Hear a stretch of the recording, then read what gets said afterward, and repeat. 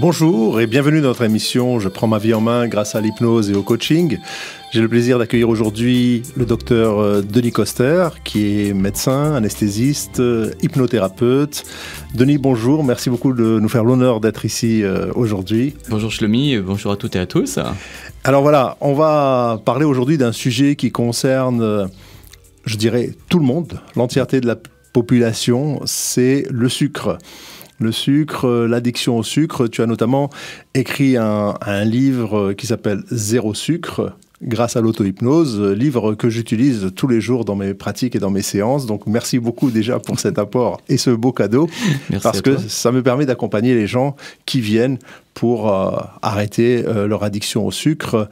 Et je vais donc te laisser te présenter dans un premier temps et puis parler de ce fameux sucre qui est notre faux ami, comme tu l'écris si bien.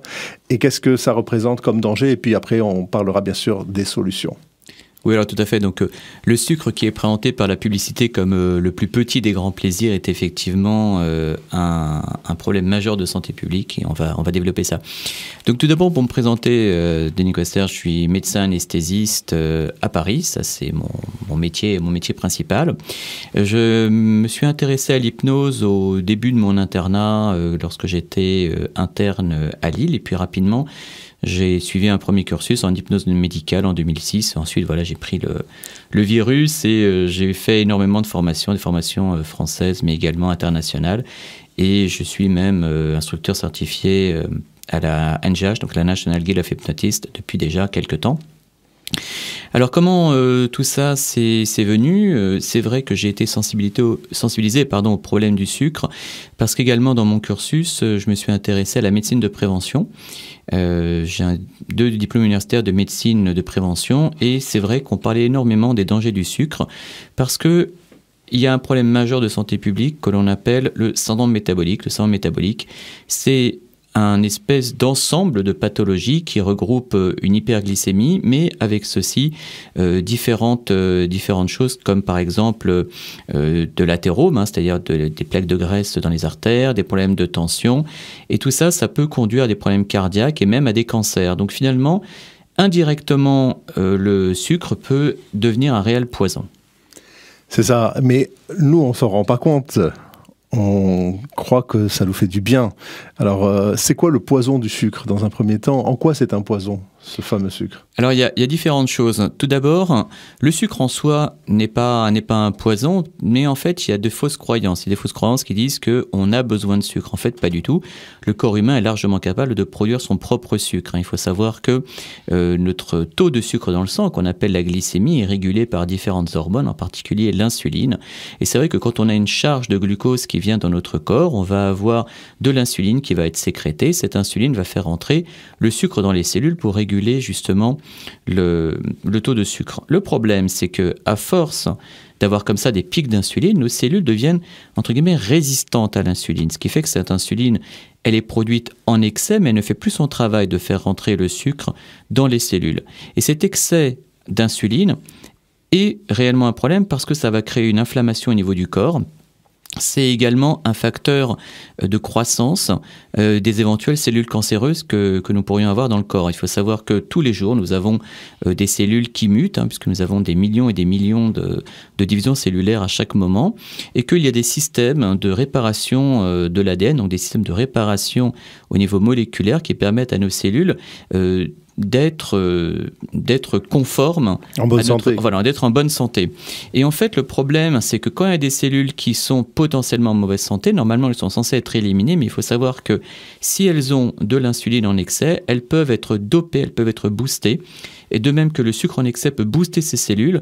Et c'est pour ça qu'il peut y avoir des flambées de cancer avec le sucre. Ça, c'est un des problèmes du sucre, mais également le problème le plus connu est bien évidemment le diabète, en particulier le diabète de type 2, qui est le diabète qui n'est pas dû à l'absence d'insuline, comme le diabète de type 1, mais qui est dû au contraire à une résistance des cellules à l'insuline. Et donc ce diabète n'est pas génétique, mais il est plutôt induit par sa propre consommation. Tout à fait. Alors il y a peut-être des parts génétiques, hein. Mais en tout cas ce qui est sûr, c'est que c'est une pathologie qui est purement environnementale. C'est-à-dire que c'est notre rapport à notre environnement, en l'occurrence notre nourriture, qui peut favoriser cette pathologie. Donc typiquement le syndrome métabolique dont je parlais tout à l'heure est une pathologie plutôt occidentale, plutôt de l'homme moderne, parce qu'il faut savoir que même si notre corps semble être un corps d'Homo sapiens de 2021, en fait, pas du tout. Notre corps, c'est un corps de Cro-Magnon. Nous sommes à 99,9% semblables à nos ancêtres Cro-Magnons, et nos habitudes alimentaires, elles, datent d'à peine une cinquantaine d'années. Donc finalement, nous donnons à un corps qui a, je ne sais pas, 15, 20, 30 000, peut-être même 50 000 ans, nous lui donnons des habitudes alimentaires qui datent de 50 ans. Il est normal que notre corps ne réagisse pas bien. Donc quand le corps ne réagit pas bien parce qu'il y a cet excès de sucre qui est dans tous les aliments, que l'on parte des petites céréales, cornflakes ou autres au petit déjeuner, et dans tout ce qu'on va prendre, il y aura cet excès de sucre qui va entraîner différentes pathologies et le surpoids aussi.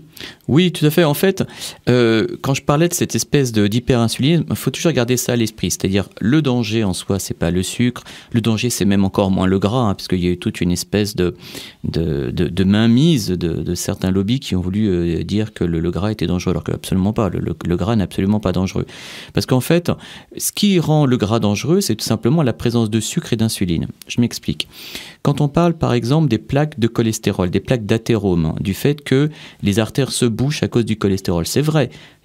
Ce sont des plaques de cholestérol qui bouchent les artères. Mais pour que le cholestérol se dépose dans les artères, il faut quelque chose. Et ce quelque chose, c'est bien souvent justement le sucre et l'hyperinsulinisme. En fait, il faut comprendre que pour que le cholestérol se colle aux artères, eh bien, il faut du caramel qui va coller le cholestérol aux artères. Et ce caramel est justement dû au sucre. Et donc, et sous quelle forme ce sucre-là? Parce que si on va prendre des fruits sucrés, là maintenant on est dans la saison des pêches et des nectarines et du raisin aussi, qui est très sucré. Est-ce que c'est le même genre de danger lorsque l'on va prendre du sucre naturel qui vient des fruits ou du sucre industrialisé qui va se retrouver dans le peanut butter, le chocolat, les confitures, etc. et les gâteaux et biscuits? Bien sûr. Alors, en fait, tout ce qui est sucre naturel ne présente pas de risque particulier pour la santé. C'est par contre vraiment les sucres artificiels et surtout sucres raffinés et les sucres cachés qui posent problème. Tout d'abord, on va parler des sucres naturels. Effectivement, comme tu le dis, c'est la saison des pêches, les fruits sont extrêmement sucrés. Les fruits contiennent du fructose. En soi, le fructose est un très mauvais sucre. Le fructose est un sucre qui, justement, va énormément élever notre insuline. Donc en soi, le sucre des fruits, le fructose, est un souci. Mais c'est vrai que ce n'est pas la même chose de manger une pomme que de boire un jus de pomme. Je m'explique. Quand tu manges une pomme, eh ben, tu vas avoir la pomme, tu vas avoir le sucre de la pomme et tu vas aussi avoir toutes les fibres qui vont permettre que ce fructose soit très lentement assimilé. Par contre, si tu prends le jus d'une pomme, tu vas avoir uniquement le sucre, tu n'auras pas les fibres. Donc cette fameuse idée des extracteurs de jus, cette fameuse idée de se dire qu'un jus de fruits va remplacer les fruits, c'est complètement faux. Parce qu'on n'a pas les fibres. D'ailleurs, c'est vrai, quand on prend un verre de jus de pomme, c'est à peu près 4 ou 5 pommes. Si on prend un verre de jus de pomme, on a le sucre de 4 ou 5 pommes, on n'a absolument pas les fibres de ces 4 ou 5 pommes. Et c'est là qu'est toute la différence. Et pareil pour le fameux jus d'orange du matin qu'on voit dans toutes ces publicités avec le soleil et le gars devant sa piscine et qui est en train de déguster son jus d'orange, c'est la pire chose qu'on puisse faire. Pareil, en fait, il faut quand même bien voir que la définition même du mot poison, c'est une substance qui, introduite dans le corps à un certain niveau, peut entraîner la maladie ou la mort. C'est ça, en fait, un poison. Quand on y réfléchit, le sucre est un poison, puisque le sucre introduit dans l'organisme à partir d'un certain taux va entraîner la maladie et la mort. Donc le sucre est un poison. Et non seulement un poison, et comme tu le dis dans ton livre également, et ça a été prouvé aussi, il agit comme une drogue, comme la cocaïne, puisqu'il va monter directement au cerveau, très très rapidement, il va être assimilé et agir sur les neurotransmetteurs. Voilà, tout à fait. En fait, le sucre, il y a des études qui ont montré que le sucre était plus addictif pour le cerveau que la cocaïne, et donc bien fatalement, c'est pour ça que l'industrie agroalimentaire met énormément de sucre caché. Ce sont des exhausteurs de goût, hein. Déjà, c'est vrai que le sucre, ça donne ça fait du bien, hein, spontanément, au moral, et c'est tout à fait normal. Mais le problème, c'est que ces sucres cachés, ils ont un effet néfaste. Et les sucres cachés, il y en a partout. Si, mettons, tu vas dans cette fameuse chaîne de fast-food commençant par un M, c'est vrai que tu vas pouvoir manger un Big Mac. Pardon, je suis désolé, j'ai donné une marque, je ne devrais pas, mais quoi qu'il en soit, tu vas manger un sandwich avec du pain qui est plein de sucre. Et d'une manière étonnante, tu vas manger énormément de calories. Le problème, c'est que quelque temps après, tu auras à nouveau faim parce que tout le sucre que tu auras pris va élever ton insuline. Une fois que l'insuline aura été comme ça chargée avec un pic très important, tu vas avoir entre guillemets une hypoglycémie secondaire, c'est-à-dire le sucre il va au contraire baisser très vite à cause de cette charge d'insuline et tu auras encore faim. C'est pour ça que ça surprend beaucoup quand on prend un Big. Peu après, on a à nouveau faim. Voilà, et en plus de ça, je vais rajouter un autre truc que j'ai lu récemment. Est-ce que c'est vrai ou pas vrai? Mais je pense que c'est vrai, c'est que même dans les cigarettes et dans le tabac, on met du sucre. Ah, alors là, tu me fais plaisir. Bon, allez, on va attaquer un petit peu là-dessus. Non, c'est hyper intéressant, c'est-à-dire qu'il faut bien comprendre que... Alors, on n'est pas là pour faire complot mondial, hein. C'est vrai qu'avec le Covid, on a tous envie de parler des complots mondiaux et ça fait vendre des bouquins. Non, on n'est pas là. Mais indépendamment de ça, non, il faut bien comprendre que la nicotine dans la cigarette n'est pas vraiment le problème, hein. Ça serait un petit peu long d'expliquer le pourquoi du comment, mais en tout cas, la nicotine dans la cigarette n'est pas vraiment le problème. Par contre, ce qui est sûr, c'est que dans les cigarettes, il y a énormément d'additifs, hein. Une cigarette, c'est 4000 toxiques, 70 cancérigènes et 4 à 600 additifs autorisés. Et ces additifs autorisés sont des saveurs sucrées, hein. Il faut savoir qu'il y a une marque qui commence par M, une marque de cigarette. Par hasard aussi. Moi aussi, je ne peux pas citer la marque de cigarette, mais elle commence par M. Je ne sais pas s'ils sont copains avec la marque des sandwichs commençant par M, mais en tout cas, la marque de cigarette commençant par M a vu son chiffre d'affaires énormément être boosté dans les années 60-70, parce que cette marque a été la première à utiliser des additifs sucrés. Alors c'est vrai que voilà, le problème, c'est que le sucre... notre cerveau, on a beau préférer le sel, ça n'a pas d'importance, notre cerveau, il aime le sucre. Voilà. Il aime le sucre, et pourquoi? Parce que c'est l'hormone de la récompense, la dopamine qui va être activée en prenant ce sucre-là? Oui, alors il y a plusieurs choses. Déjà, il faut savoir que autant nos muscles peuvent entre guillemets se nourrir d'énergie avec du sucre, avec des protéines ou avec des graisses. C'est vrai que le sucre est un carburant extrêmement intéressant pour le cerveau. Mais maintenant, il faut quand même voir qu'on peut très bien avoir le cerveau qui fonctionne, et même très bien, même sans sucre, hein. Il faut savoir que le rendement énergétique du sucre est bien moins bon que, par exemple, que les graisses pour le cerveau. Manger du gras est finalement mieux pour le cerveau que manger du sucre. Oui, parce que le gras ne fait pas grossir, contrairement à ce qu'on croit. Le gras, quand on parle du gras, c'est la partie blanche de la viande, par exemple. Et ça ne fait pas grossir ce gras-là. C'est nous qui le transformons. Oui, alors non. Alors effectivement, en fait, le problème du gras, je dirais presque que c'est un problème politique. C'est-à-dire que j'ai lu, alors je dis bien j'ai lu, hein, parce que je ne veux pas non plus faire complot mondial, mais j'ai quand même lu que dans les années 50, 60, l'industrie du sucre aurait payé des médecins de l'OMS pour dire que ce qui était vraiment néfaste dans la nourriture, c'était le gras, et pour justement dédouaner le sucre. Et maintenant, de plus en plus, on se rend compte que tout ce message qu'on nous a inculqué, que le gras était mauvais, est totalement faux, puisque maintenant, il y a un régime qui est extrêmement à la mode, notamment outre-Atlantique, qui est le régime cétogène, où justement, on va bannir 90%, voire même plus, du sucre ingéré, et au contraire le remplacer par du gras. Et finalement, c'est un régime qui permet d'être beaucoup plus en forme, et qui permet également de mincir d'une manière très étonnante. D'accord, et donc le danger, c'est pour le sucre, pour résumer un peu, c'est l'addiction. Tout à fait. C'est cette fameuse dépendance où on va, et moi je parle des gens qui viennent me voir, c'est surtout le soir, une fois qu'elles ne sont plus occupées, et on va se précipiter vers les gâteaux, les chocolats, surtout les carreaux de chocolat ou la tablette en entier. Et pourquoi est-ce que on n'arrive pas comme ça à se retenir de ce sucre? C'est-à-dire l'addiction du sucre lui-même, puis après, bien sûr, les maladies que ça entraîne. Mais nous, on s'en rend pas compte. Enfin, les gens ne s'en rendent pas compte tout de suite. Non, en fait, il faut comprendre que c'est très facile d'avaler une tablette de chocolat le soir, quand on est fatigué, en train de regarder une série à la télé. On est capable de manger une tablette entière sans même s'en rendre compte. Par contre, si consciemment on prend le temps de manger carré par carré en prenant le temps de déguster, on se rend compte qu'il y a un moment où le plaisir va se transformer en dégoût. En fait, la notion entre compulsion et répulsion est extrêmement faible. C'est-à-dire que tu prends un carré de chocolat, ça va, c'est bon. Tu prends 2 carrés, ça va, c'est bon. Tu commences à être la moitié de la tablette, il y a un moment, ça devient un peu dur. Et finalement, après, une fois que tu as fini ta tablette, si on t'impose d'en manger encore, limite, tu es prêt à vomir. Ça montre bien que la notion entre le plaisir et le dégoût est extrêmement faible. La première chose à faire, d'ailleurs c'est ce qui est conseillé dans le livre, c'est de commencer justement à consommer entre guillemets en conscience, c'est-à-dire ok, c'est ok de consommer du sucre et du chocolat, mais à condition de le faire tranquillement et pour le plaisir. À partir du moment où on fait les choses par plaisir, c'est pas un souci. Le problème c'est quand le plaisir est oublié pour être transformé en compulsion. Mais c'est là où c'est un petit peu pernicieux, c'est-à-dire qu'il faut savoir qu'il y a une double dépendance au sucre. Il y a une dépendance physiologique, donc on a commencé à parler, qu'on pourra éventuellement plus détailler, et une dépendance psychologique, parce que finalement, quand une personne prend du sucre ou prend du chocolat, c'est pas tant pour prendre du sucre ou prendre du chocolat, c'est juste qu'elle recherche un moyen de changer d'état d'esprit. En fait, il faut tout simplement comprendre qu'on a une espèce de boucle, une boucle mentale, une boucle de stratégie mentale que, évidemment, tu dois connaître et que tu dois certainement transmettre à tes patients. Quand on a une pensée consciente, elle va entraîner une émotion. Cette émotion, elle va être plutôt inconsciente. Cette émotion, elle va entraîner un ressenti corporel. Par exemple, quand on a peur, on devient blanc, quand on a honte, on devient rouge, etc. Donc, il y a un ressenti corporel. Ce ressenti corporel va entraîner un comportement. Ce comportement va entraîner un résultat.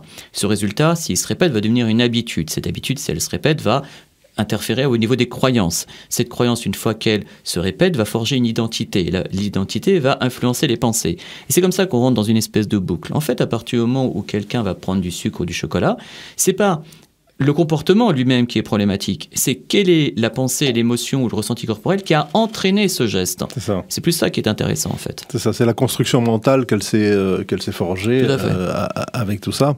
Si on reprend un chemin par lequel nous sommes tous passés, nous avons tous été dans le ventre de nos mères, donc c'est-à-dire que nous étions dans le lieu le plus extraordinaire, le plus magique, le plus merveilleux qui était, puisque nous étions dans un milieu aquatique où nous étions nourris par le cordon ombilical. Nous avions rien à penser, nous n'avions rien à faire, nous avions juste à nous laisser bercer par le battement du cœur de notre mère, et c'était extrêmement intéressant. Et puis à un moment, un beau jour, on est poussé à coups de pied, entre guillemets, dans les fesses dehors, avec des contractions absolument ignobles, on comprend absolument pas ce qui se passe, on sort du ventre de maman, c'est absolument effroyable. Et là, qu'est-ce qui se passe? Il y a plein de lumière, il fait froid, on entend beaucoup de bruit, et là, forcément, on n'est pas bien, on hurle. Mais qu'est-ce qui va nous réconforter? Ce qui va nous réconforter, c'est tout simplement un rapport à l'oralité, c'est-à-dire qu'on va nous mettre quelque chose dans la bouche, que ce soit le sein de maman, une tétine ou un biberon, et grâce à ce rapport à l'oralité, nous allons nous calmer, nous détendre et retrouver un sentiment de sécurité et d'amour. Alors ce qui est intéressant, c'est que cette oralité est extrêmement liée au sucre. En fait, nous avons 5 goûts dans la nature: le sucré, le salé, l'acide, l'amer et le neutre. Si on prend un bébé et qu'on lui donne du neutre, de l'eau, il s'en fiche. On lui donne du salé, de l'amer ou de l'acide, il va grimacer. On lui donne du sucre, il va sourire. Donc nous sommes déjà conditionnés depuis la plus tendre enfance à aimer le sucre, parce que tout simplement, le sucre va éveiller en nous un circuit très particulier, qui est ce qu'on appelle le circuit de la récompense. Tu en parlais tout à l'heure, qui est médié par un neurotransmetteur. Donc une espèce de molécule chimique dans le cerveau qu'on appelle la dopamine. Donc la dopamine, c'est ce neurotransmetteur qui est impliqué dans tout ce qui est les moments de plaisir et également d'entrain. C'est un peu notre starter. Donc grâce à la dopamine, nous avons un starter, nous avons du plaisir. C'est le même circuit pour le plaisir sexuel, par exemple. Et le sucre va aller activer ce système. C'est pour ça que c'est tellement sympa, le sucre.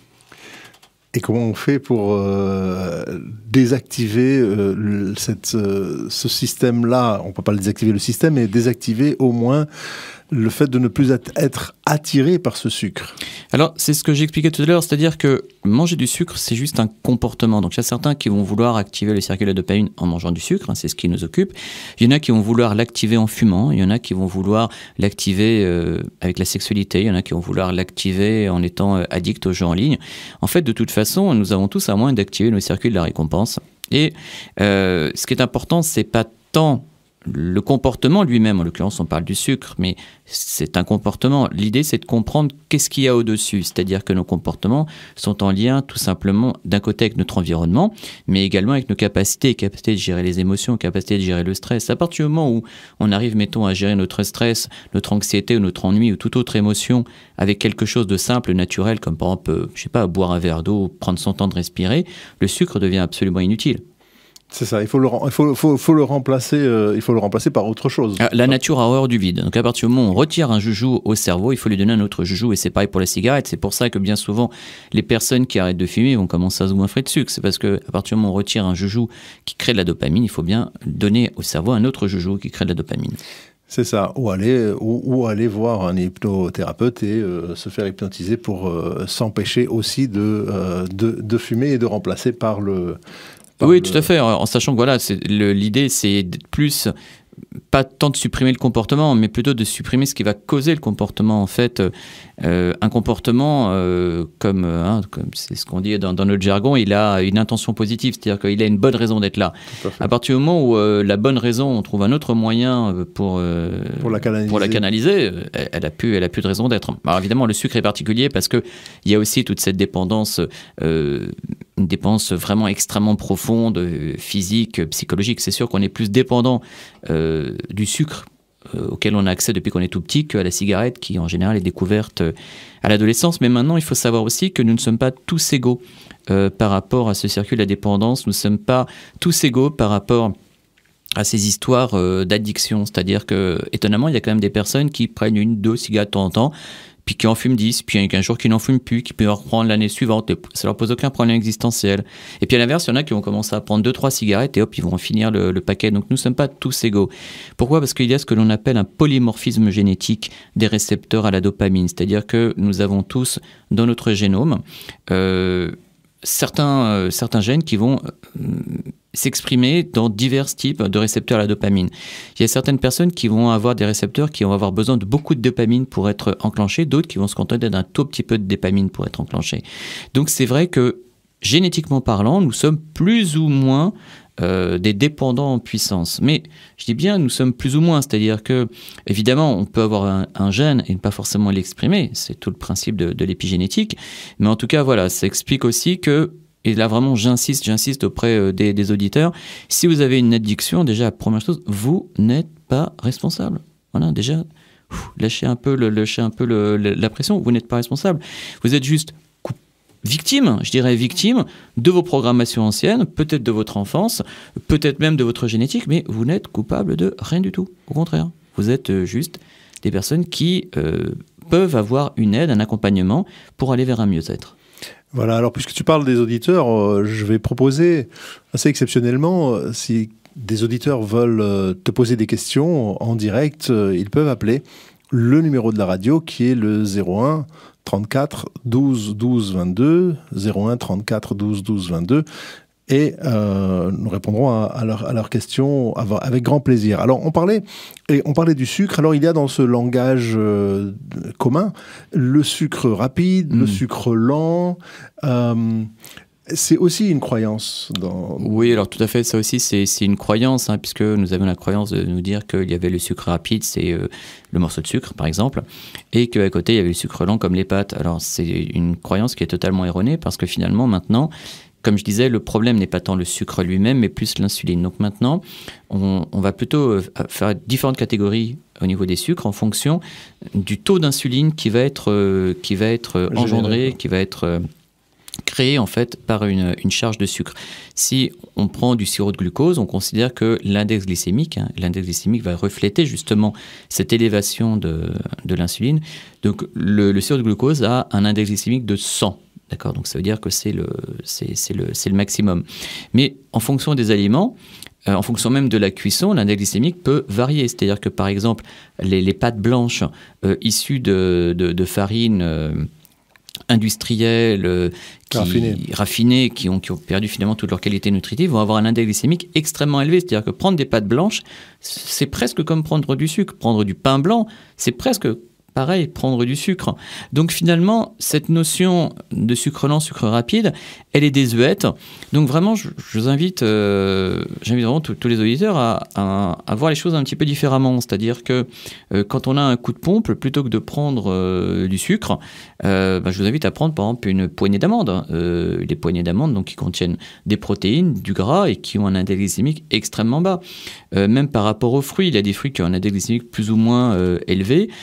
Si on prend par exemple les fruits secs, alors j'ai plus tous les chiffres en tête, mais les abricots secs ont un index glycémique relativement bas, alors que par exemple les dattes ont un index glycémique excessivement élevé. Et il faut savoir que même la cuisson peut varier, c'est-à-dire que si vous prenez des pâtes mais que vous avez une cuisson al dente à l'italienne, l'index glycémique sera plus bas que si elles sont trop cuites. Donc finalement, c'est une autre manière de voir la nutrition et de voir le rapport au sucre, en oubliant justement cette notion désuète de sucre rapide et de sucre lent pour venir vers une consommation de sucre, je dirais, de meilleure qualité, un sucre qui va permettre une élévation plus progressive, plus douce de l'insuline. C'est ça, on parlait aussi des fameux P. Donc, parce qu'on croit que le pain... Alors, tu peux en parler, hein, des P, je vais te laisser la lettre P, évidemment, et je vais te laisser le dire aux auditeurs, parce que les gens ont cette croyance à nouveau qu'il faut absolument manger du pain au petit déjeuner. Voilà, catastrophe. Et donc, alors c'est quoi ces P en question? Alors oui, comme on en discutait pendant la pause musicale, c'est vrai que voilà, on a coutume de dire que le plus simple, c'est de dire qu'il faut diminuer, je dis pas supprimer, mais diminuer au maximum de son alimentation, tout ce qui commence par P, donc les pains, les pâtes, le pomme de terre, le pinard aussi, et le péritif. Hein, voilà, donc c'est ce qu'il convient le mieux d'éliminer de son alimentation. Alors, bon, je dis d'éliminer, mais bon, force est de constater qu'aussi, il faut bien vivre, hein, donc on a aussi le droit de se faire plaisir. Et ça, vraiment, je pense que je vais vraiment rester là-dessus, c'est-à-dire le fait de se faire plaisir. Il faut quand même voir qu'à partir du moment où on mange juste par plaisir et également par besoin du corps, on ne peut pas avoir des problèmes de poids. Je veux dire, si on se contentait... Enfin, les gourmets ne prennent pas de poids, c'est les gourmands qui prennent du poids. Donc finalement, se faire plaisir en mangeant des choses qui nous font plaisir n'est pas forcément un problème, à partir du moment où on fait évidemment relativement attention à ce qu'on mange. Avec modération, en fait, c'est ça. Mais est-ce que, par exemple, on devrait, en tout cas, moi c'est le challenge que je donne aux personnes qui viennent me voir, pendant 2 semaines, d'éliminer justement pain, tout ce qui est à base de blé et également le sucre, juste pendant 2 semaines, pour voir ce que ça donne déjà. Et je leur fais ce challenge-là. Et ça donne des résultats extraordinaires. Tout de suite, ils se sentent beaucoup mieux, beaucoup plus légers et beaucoup plus d'énergie parce que paradoxalement, on a moins on mange, plus on a d'énergie. Oui, alors ça c'est effectivement, bon, ça de toute façon, c'est vrai que le fait de moins manger, alors ça paraît relativement paradoxal, hein, mais aide à avoir plus d'énergie. Tout à l'heure, j'expliquais que notre corps était encore un corps de Cro-Magnon. Sur lequel on donnait des habitudes alimentaires qui datent de l'ère post-industrielle, donc des années d'une 50aine d'années.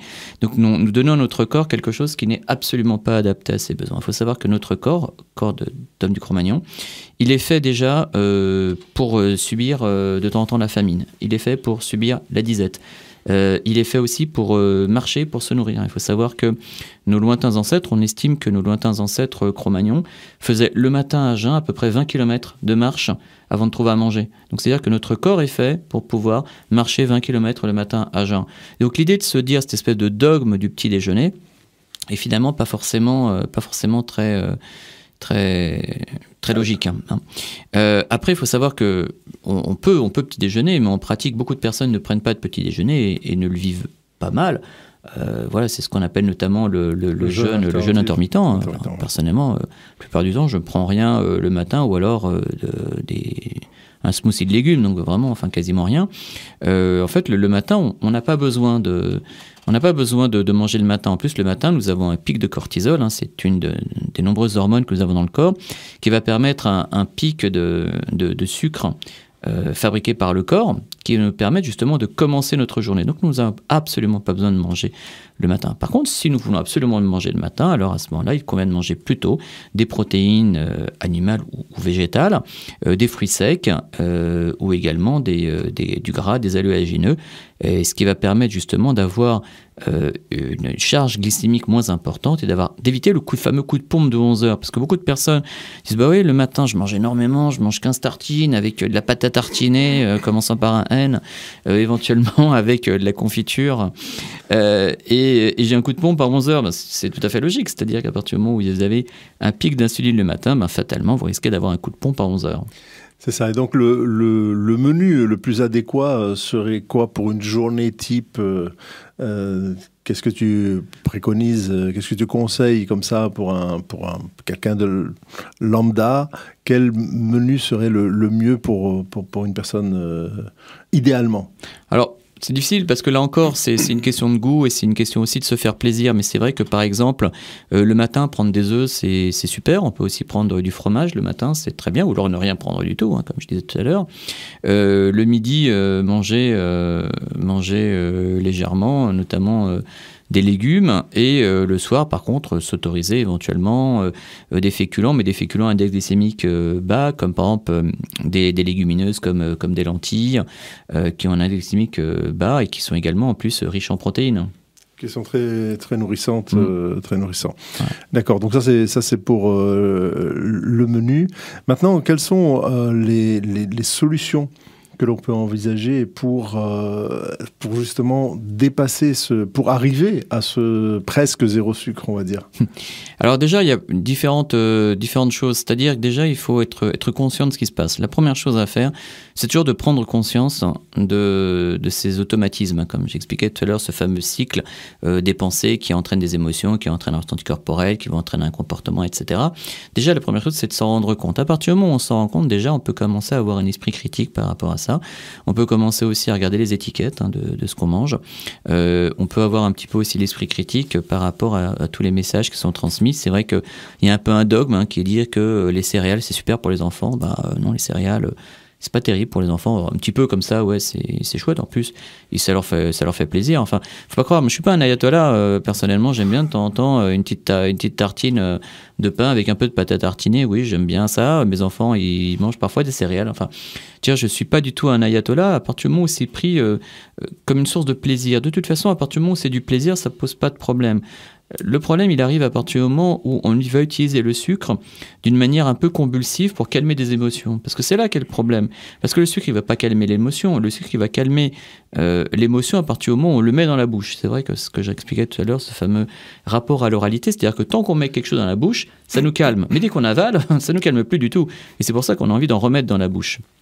Donc finalement, ça fait partie des premières choses à faire. Déjà, la première chose à faire, c'est de prendre conscience de ça. Après, on peut faire différents exercices. Il y en a qui sont notés dans le livre, il y en a qui ne sont pas forcément notés, mais par exemple, juste le fait, et ça paraît assez paradoxal, mais de s'imaginer en train de manger du sucre, et ben ça permet de diminuer notre appétence au sucre. C'est assez, il y a des études qui ont montré ça, qu'en fait, quelque part, un repas imaginaire permettait de diminuer l'appétence à ce qui était mangé dans ce repas imaginaire. Tout à fait. J'en discutais avec une cliente ce matin où elle s'imaginait cela. Je lui ai fait imaginer la séance précédente. Et elle était immédiatement écœurée, rien que par le fait de l'image de manger ses gâteaux, ses chocolats, etc. Et ça la stoppe tout de suite avant de passer à table, l'image de soi en train de manger. Oui, tout à fait. Alors, c'est vrai que c'est toujours un petit peu compliqué parce que il y a des personnes qui pensent qu'avec l'hypnose, justement, on va leur induire un dégoût, c'est-à-dire, voilà, désormais, toutes les fois, tu voudras manger du sucre, tu vas vomir. C'est assez paradoxal et pas forcément extrêmement éthique parce que finalement, on ne s'attaque qu'au comportement. Et c'est pas le comportement, là encore, qui est problématique, c'est ce qui cause le comportement. L'idée, c'est d'aller chercher la racine, entre guillemets, du mal. À partir du moment où on a compris la racine du mal, finalement, il y a moins besoin de ce sucre. Donc, c'est vrai qu'à partir du moment où vous prenez conscience de ce qui se passe, que vous avez un regard critique sur ce que vous mettez dans votre corps, parce qu'il faut quand même savoir que ce qu'on met dans notre corps, finalement, c'est ce qui construit aussi nos cellules. Donc la question, c'est avec quoi vous voulez construire vos cellules. Donc à partir du moment où déjà on a ce regard critique, et puis également qu'on on va commencer à réfléchir pour savoir comment gérer les émotions. Cette dépendance au sucre, elle peut largement diminuer. Maintenant, c'est sûr que nous avons quand même ces programmations. J'expliquais qu'il y avait cette dépendance physique au sucre avec ce cercle et la dopamine, il y a aussi une dépendance psychologique. Le problème, c'est qu'on nous a toujours appris, avec nos parents, à gérer nos émotions avec le sucre. C'est bien ça le problème, c'est-à-dire que t'es en colère, je te donne du sucre, tu es triste, je te donne du sucre, tu as une bonne note à l'école, je te donne du sucre. Donc à chaque fois, il y a du sucre. Et là encore, quelle que soit notre culture, que ce soit le baptême, la bar mitzvah ou que sais-je, il y a toujours des pâtisseries, enfin il y a toujours du sucre. Toutes les fêtes sont liées au sucre, que ce soit les jours et les peines. Nous avons toujours l'habitude d'associer les émotions au sucre. Finalement, c'est un moyen hyper simple de calmer un enfant. On va, plutôt que de lui faire un gros câlin et de lui parler à cet enfant, on dit tiens, mange des bonbons, ça va te détendre. Oui, ou bien on lui dit tu n'auras pas de dessert si tu ne finis pas ton plat. Alors il y a ça aussi, toutes les injonctions parentales totalement ridicules, genre finis ton assiette, parce que tu sais, il y a des petits enfants en Afrique qui ils ont rien de manger. Je veux dire, une fois que le poulet il est dans l'assiette, on va pas le faire revivre, donc c'est terminé, quoi. Donc vaut mieux qu'il aille dans la poubelle plutôt que dans la poubelle de notre estomac. Pourquoi est-ce que le sucre fait tellement grossir en fait ? Alors le sucre fait grossir pour différentes raisons. D'abord parce que c'est un apport calorique, de toute façon. Le sucre, enfin 1 gramme de sucre amène autant de calories qu'1 gramme de protéines. La différence, c'est que vous n'allez pas avoir la même élévation de l'insuline avec le sucre, avec les protéines. Le problème, c'est que quand on prend des protéines, ça élève un petit peu l'insuline, mais en fait très peu, et les protéines vont permettre de faire du muscle. Alors que finalement, le sucre, c'est juste un substrat qui va permettre de donner de l'énergie, et l'énergie qui n'est pas utilisée, l'insuline va faire en sorte que ce soit stocké sous forme de graisse, et notamment de la graisse abdominale. Donc c'est pour ça que le sucre fait grossir. Et puis aussi, le problème, c'est que finalement, l'addiction au sucre, elle est plutôt, entre guillemets, socialement acceptable. C'est-à-dire qu'actuellement, boire, c'est pas bien vu, fumer, c'est pas bien vu, mais enfin, après tout, manger du sucre, socialement, c'est super acceptable. Quand on voit quelqu'un avec un petit bonbon, on se dit, c'est un bon vivant, c'est sympa. Mais c'est vrai que je parle assez peu de la minceur et de la perte de poids dans le livre pour une raison très simple. C'est que je dis toujours que la minceur et la perte de poids n'est qu'une conséquence du fait de diminuer le sucre. Je dirais que c'est, entre guillemets, la cerise sur le gâteau.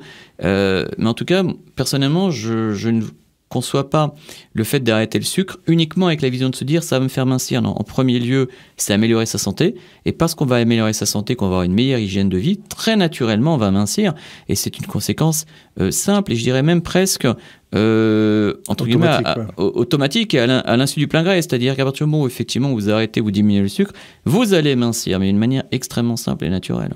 C'est ça, mais il y a aussi, on parlait des croyances et de l'éducation que l'on a dans les cultures alimentaires, c'est par exemple de terminer toujours un repas par du sucré, par des fruits, par exemple. Et c'est aussi une croyance qu'il faut absolument terminer par des fruits, alors que les fruits vont fermenter Tout à fait. Et être très, très mal digérés par l'organisme en plus. Oui, tout à fait. De toute façon, les fruits, effectivement, c'est super, mais il vaut mieux les prendre en dehors des repas.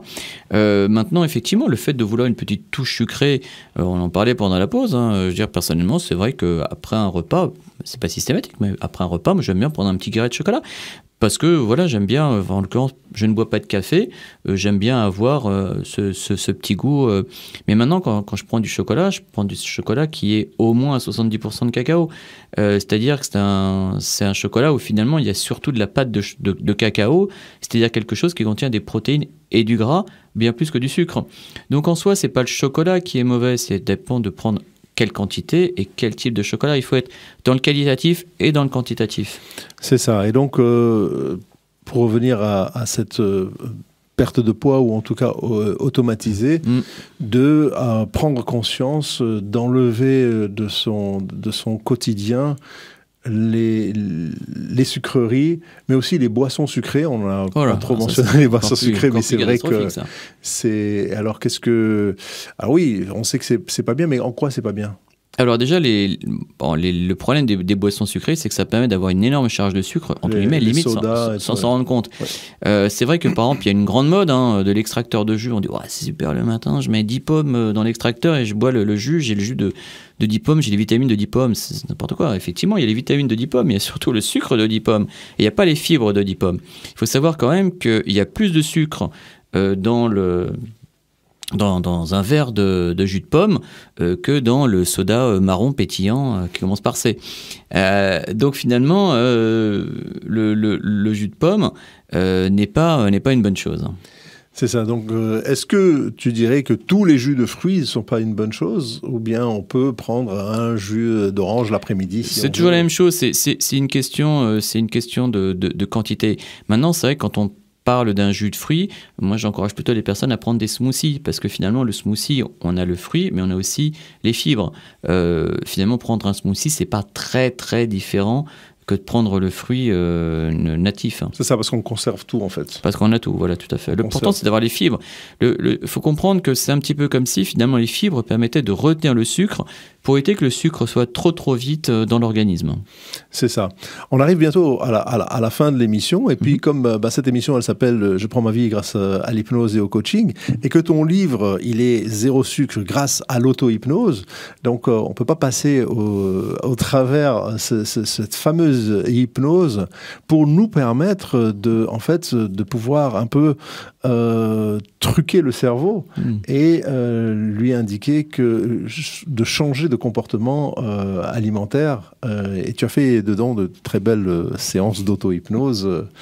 Donc c'est un super livre. Merci. Que j'apprécie beaucoup. Et qu'est-ce qu'on peut dire par rapport à l'hypnose et cette gestion alimentaire? Alors en fait, il faut comprendre que tu l'as un petit peu mentionné tout à l'heure quand tu as parlé de ta patiente à qui tu as fait vivre finalement un repas imaginaire. C'est ça qui est intéressant dans l'hypnose, c'est-à-dire de prendre conscience que pour notre cerveau, il n'y a pas de différence entre le réel et l'imaginaire et qu'à partir du moment où on imagine une situation, pour notre cerveau, c'est un petit peu comme si on la vivait. Donc finalement, l'idée, c'est de faire comprendre que par notre imaginaire, nous pouvons créer, entre guillemets, une réalité alternative dans laquelle nous aurions d'autres comportements alimentaires. C'est un petit peu comme si, à partir du moment où on avait vécu cette réalité alternative en hypnose, quand ensuite on est soumis à la vraie vie, je dirais, c'est comme si le cerveau pouvait se dire « Ah mais je connais, je sais faire autrement, je l'ai déjà fait, j'ai plus qu'à recommencer ». C'est ça. Et donc, on va pouvoir changer, se visualiser. Tout à fait. Avec une autre image de soi. Et puis, aussi intégrer... En tout cas, c'est l'approche que j'ai, c'est qu'on a tous la connaissance d'une information, la connaissance que le sucre ou le tabac ou autre chose est négatif, mais on ne l'a pas intégré émotionnellement dans notre cœur et dans notre inconscient. Et grâce à l'hypnose, eh bien, on arrivera à intégrer cette fameuse connaissance qui est toujours à l'extérieur de nous et qui ne nous fait pas changer. De toute façon, on sait tous comment il faut faire pour mincir. Il suffit de manger la viande blanche, du poisson cuit à la vapeur et des légumes. Enfin bon, c'est pas terrible, quoi. Mais on sait tous le faire. On sait, mais on n'a pas intégré ça. Voilà. En tout cas, voilà, merci beaucoup, Dr Denis Koster, merci à toi d'avoir été avec nous dans cette émission sur IDFM 98. Et je rappelle aux auditeurs que l'émission a lieu tous les 2e et 4e mercredis de chaque mois. Vous pouvez me retrouver sur Doctolib ou également écouter cette émission en replay sur YouTube. Merci beaucoup également à Philippe, à la technique. Merci Philippe. Pour cette émission et à une très prochaine fois. Okay.